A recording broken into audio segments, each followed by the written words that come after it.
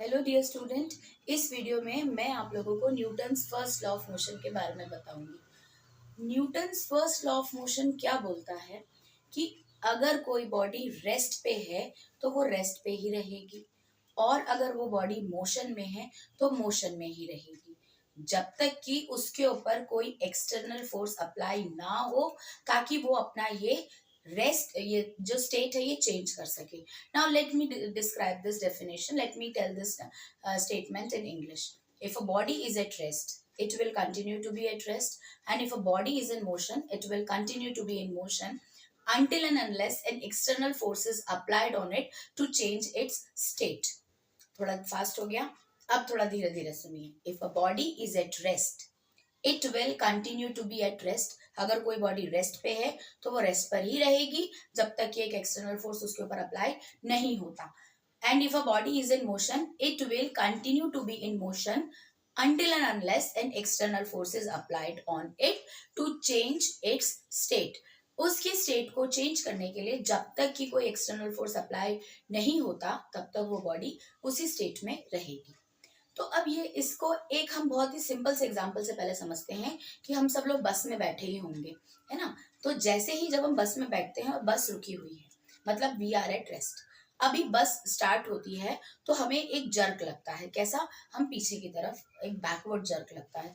क्यों? क्योंकि हमारी बॉडी की क्या टेंडेंसी है कि वो रेस्ट में है तो रेस्ट में ही रहना चाहेगी जब तक कि एक एक्सटर्नल फोर्स उसके ऊपर अप्लाई नहीं होगा कि वो अपने रेस्ट का जो स्टेट है, जो वो रेस्ट की जो अवस्था है, उसको छोड़ दे।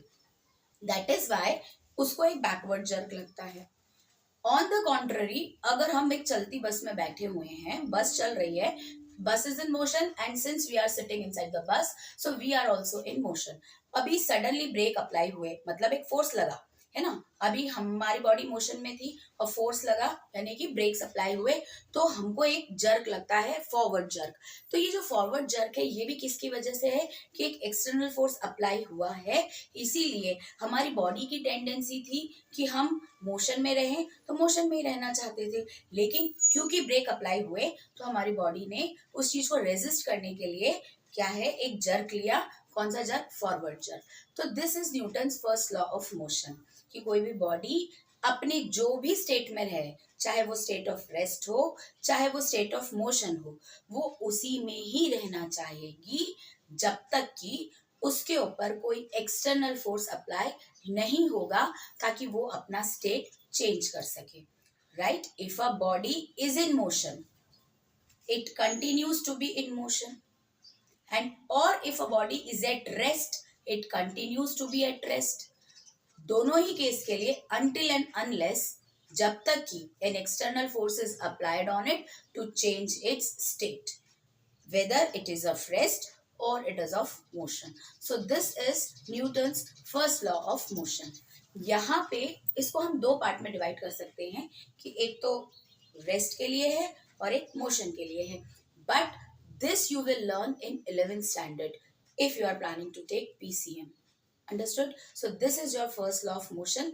नेक्स्ट वीडियो में मैं आपको जो एग्जाम्पल्स दिए हुए हैं आपकी बुक में, which is related to the graph और पॉज एंड पॉन्डर के क्वेश्चंस डिस्कस करूंगी।